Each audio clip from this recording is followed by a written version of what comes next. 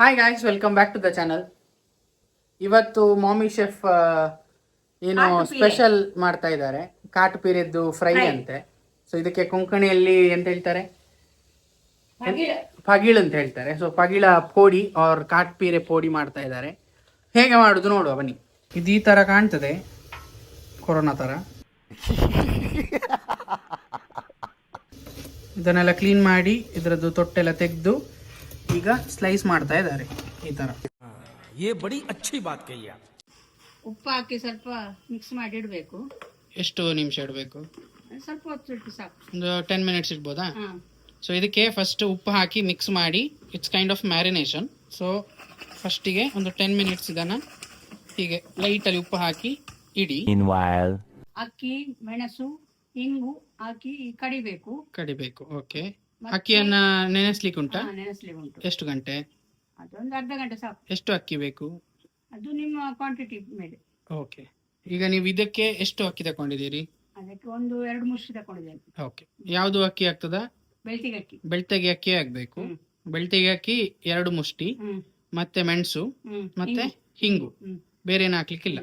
ಇದನ್ನ ಕಡಿಬೇಕು, ನೈಸ್ ಮಾಡಿ ಕಡಬೇಕು. ಸೊ ಇದು ಕಡ್ದ ಮೇಲೆ ಈ ತರ ಕಾಣ್ತದೆ. ಇದು ನುಣ್ಣಗೆ ಕಡಿಬೇಕು.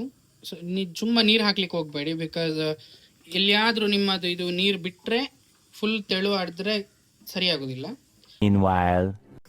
ಕಾಯಿಸೋ ಹೊತ್ತಿಗೆ ಸ್ವಲ್ಪ ಉದ್ದಿನ ಬೇಳೆ ಫ್ರೈ ಮಾಡಿ ಕೆಂಪು ಕಾಯಬೇಕು. ಅದನ್ನು ಮಿಕ್ಸಿಗೆ ಹಾಕಿ ನೈಸ್ ನುಣ್ಣಗೆ ಮಾಡಿ ಇದಕ್ಕೆ ಮಿಕ್ಸ್ ಮಾಡಿ ಕಾಯಿಸ್ಬೇಕು. ಸೂಪರ್ ಆಗಿ ಗಂಜಿ ಒಟ್ಟಿಗೆ ಊಟ ಮಾಡಲಿಕ್ಕೆ ಸೂಪರ್ ಆಗ್ತದೆ. ಮಿಕ್ಸ್ ಮಾಡಬೇಕು. ಇದು ಉಪ್ಪು ಖಾಲಿ ಹಾಕಿ ಮಿಕ್ಸ್ ಮಾಡ್ತಾ ಇದ್ದಾರೆ. ಅದಾದ್ಮೇಲೆ ಇದನ್ನ ಹಾಕಬೇಕು.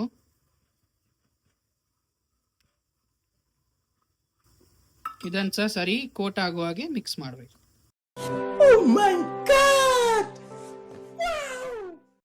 ಇದು ಉದ್ದಿನ ಬೇಳೆ ಏನು ಪೌಡರ್ ಅಂತ ಹೇಳಿದ್ರು ಅವರು, ಫ್ರೈ ಮಾಡಿ. ಸೊ ಇದನ್ನ ಪುಡಿ ಮಾಡಿ ಇಟ್ಟಿದ್ದಾರೆ. ಇದನ್ನ ಇದಕ್ಕೆ ಕ್ರಿಸ್ಪಿ ಬರ್ಲಿಕ್ಕೆ ಹಾಕಬೇಕು.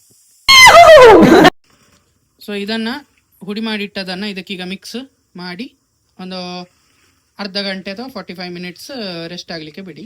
1 hour later. ಇದನ್ನ ನೀವು ಫ್ರೈ ಮಾಡುವ ಟೈಮಲ್ಲಿ ಹಾಕಿ ಮಿಕ್ಸ್ ಮಾಡಿ ಒಂದು 10 ಮಿನಿಟ್ಸ್ ಇಟ್ಟು ಫ್ರೈ ಮಾಡಿದ್ರೆ ಕ್ರಿಸ್ಪಿ ಜಾಸ್ತಿ ಆಗ್ತದೆ. A few moments later. ಈಗ ಇದು ಮ್ಯಾರಿನೇಷನ್ ಆಗಿ ಆದ್ಮೇಲೆ ಒಂದು 30-40 ಮಿನಿಟ್ಸ್ ಬಿಟ್ಟಿದ್ದೇವೆ. ಸೊ ಇದು ಹುಡಿ ಆಗ ಹೇಳಿದ್ದು. ಸೊ ಅದನ್ನ ಜಸ್ಟ್ ಇದು ಮಾಡಿ ಕೋಟ್ ಮಾಡಿ ಬಿಸಿ ಎಣ್ಣೆಯಲ್ಲಿ ಫ್ರೈ ಮಾಡ್ತಾ ಇದ್ದಾರೆ ಇವರು. ಒಂಚೂರು ಗೋಲ್ಡನ್ ಬ್ರೌನ್ ಆಗುವ ತನಕ ನಾವು ಇದನ್ನ ಫ್ರೈ ಮಾಡಬೇಕಾಗ್ತದೆ. ಇದು ಚಿಟ್ಟೆ ಎಲೆಯಲ್ಲಿ ಮಾಡಿರುವಂತಹ ಪತ್ರೊಡೆ. ಇದು ಫ್ರೈಡ್. ಸೊ ಇದನ್ನ ರವಾ ಹಾಕಿ 2 ಸೈಡ್ ಫ್ರೈ ಮಾಡ್ತಾರೆ ನಾರ್ಮಲ್ ಡೀಪ್ ಎಣ್ಣೆಯಲ್ಲಿ. ಸೊ ಇದು ಬೇಯಿಸುವಂತ ಪತ್ರೊಡೆ ಅಲ್ಲ. ಸೊ ಇದ್ರದ್ದು ನಿಮ್ಗೆ ರೆಸಿಪಿ ಬೇಕು ಅಂತ ಹೇಳಿದ್ರೆ ಕಮೆಂಟ್ ಸೆಕ್ಷನ್ ಅಲ್ಲಿ ಹೇಳಿ. ಸೊ ನಾನು ಎಲೆ ನೆಕ್ಸ್ಟ್ ಸಿಕ್ಕಿದ್ರೆ ವಿಡಿಯೋ ಮಾಡಿ ಹಾಕ್ತೇನೆ. ಇದನ್ನು ಒರಿಜಿನಲ್ ಆಗಿ ಮರಸೇವಿನ ಎಲೆಯಲ್ಲಿ ಮಾಡುವಂಥದ್ದು, ಅಥವಾ ಕೊಂಕಣಿಯಲ್ಲಿ ಮರವಾಳ ಪಾನ್ ಅಂತ ಹೇಳ್ತಾರೆ, ಅದರಲ್ಲಿ ಮಾಡುವಂಥದ್ದು. ಸೊ ಫಾರ್ ಅ ಚೇಂಜ್ ಅಮ್ಮ ಇದನ್ನ ಚಿಟ್ಟೆ ಎಲೆಯಲ್ಲಿ ಮಾಡಿರ್ತಾರೆ. ಅದು ಹೇಗೆ ಕಾಣ್ತದೆ ಅಂತ ನಾನು ಫೋಟೋ ಅಟ್ಯಾಚ್ ಮಾಡ್ತೇನೆ. ಸೊ ದ್ಯಾಟ್ ನೀವು ಮಾಡ್ಬೋದು. ಇಫ್ ಇನ್ ಕೇಸ್ ಇದರ ರೆಸಿಪಿ ಬೇಕು ಅಂತ ಹೇಳಿದ್ರೆ ಕಮೆಂಟ್ ಸೆಕ್ಷನ್ ಅಲ್ಲಿ ಹೇಳಿ. Will try to do it. So ಇದು 2 ಸೈಡ್ ಗೋಲ್ಡನ್ ಬ್ರೌನ್ ಆಗುವಷ್ಟು ಫ್ರೈ ಮಾಡಿದರೆ ಸಾಕಾಗ್ತದೆ. ಸೊ ಇದೀಗ ಆಲ್ಮೋಸ್ಟ್ ಆಯಿತು. ಇನ್ನೊಂದು 2-3 ಮಿನಿಟ್ಸ್ ಫ್ರೈ ಆಗಲಿ, ಅದಾದ್ಮೇಲೆ ತೆಗೆದ. ಫ್ರೈ ಆದಮೇಲೆ ಈ ಥರ ಕಾಣ್ತಾ ಇದೆ, ಗೋಲ್ಡನ್ ಬ್ರೌನ್ ಆಗಿದೆ. ಸೊ ವಿಲ್ ಟ್ರೈ, ಟೇಸ್ಟ್ ಮಾಡುವ ಹೇಗಾಗಿದೆ ನೋಡಿ.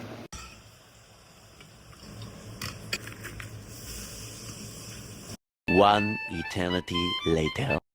ಟೇಸ್ಟ್ ಮಾಡಿ ಹೇಗಾಗಿದೆ ಅಂತ ಹೇಳಿ.